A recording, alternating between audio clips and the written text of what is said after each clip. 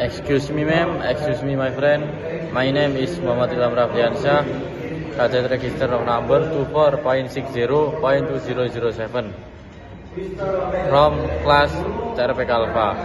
In here, I will rating of performance of engine room bots. The performance of engine room bots entails all watch-keeping engineers to be aware of their duties. When I was an engineer at sea, every senior watchkeeper had their own particular duties to be carried out during their engine room watch as well as the normal watch-keeping ones. The position of ship's engineering officer is responsible one, from the most senior engineer through the senior engineer to the chief engineer, who has the ultimate overall responsibility for the efficient, safe operation of the engine room, main engine, and auxiliary plant. The following section gives an insight to the watchkeeper's duties, with the first section giving an overview of the equipment contained within the engine room, propeller tunnel, and steering gear. Overview of a ship engine room. The watchkeeping engineer should be familiar with the layout of the engine room. From the top blades that contain the cylinder heads to the stern gland at the end of the propeller shaft. We start outside the engine room, right aft at the steering gear that is accessible from a judged rubber sealed door. Here the last horizontal hydraulic drums can be seen, the rudder-based malbore copper pipes and a telemeter. Sending signal from the bridge wheel to the ram servo motors. Entering the engine room and down to the top place we find the cylinder heads, where the exhaust gas outlet along with the fuel injector cooling water temperature should be noted. The air surface supply pipes should feel relatively cool. Any sign of excess temperature could signify a lacking air stalls. Any excessive temperature signifying a lacking relief valve or the relief valve failure, choose lifting and shooting, and again requires investigation. Next level down is the turbo blower spring located at the back of the engine.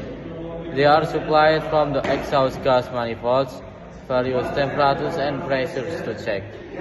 Next, on the same level at the front of the engine, we find the fuel pump. If not common rail, escaping doors and second drains to the slope tank. From here is the main switchboard. If not incorporated into the control room, checks generator loads. Lube and fuel centrifuge room, workshop and stores usually on this level, as well as the tanks for the generator. Lube and fuel centrifuge workshop.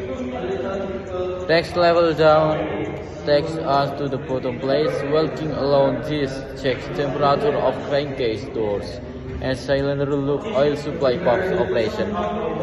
Walk around generator checking temperatures as well as the circulating pumps operation. Also at the control station, if not in control room, place at the main control boards various gauge space the thrust plugs and shaft bearings that through the water tank door into the tunnel. Here the shaft bearings should be checked by hand over temperature and oil level in the glass observates. Finally, when you can go no further, you are the stern gland. A little trickle of seawater dripping into the stern wheel ensures the gland is being cooled and lubricated. The primary duties of watchkeeping engineer are to patrol the power station that's above and ensure the components are all working at optimum pressures and temperatures. The should then be located at the end of each watch in the engine room lock and synced with the time and date of entries.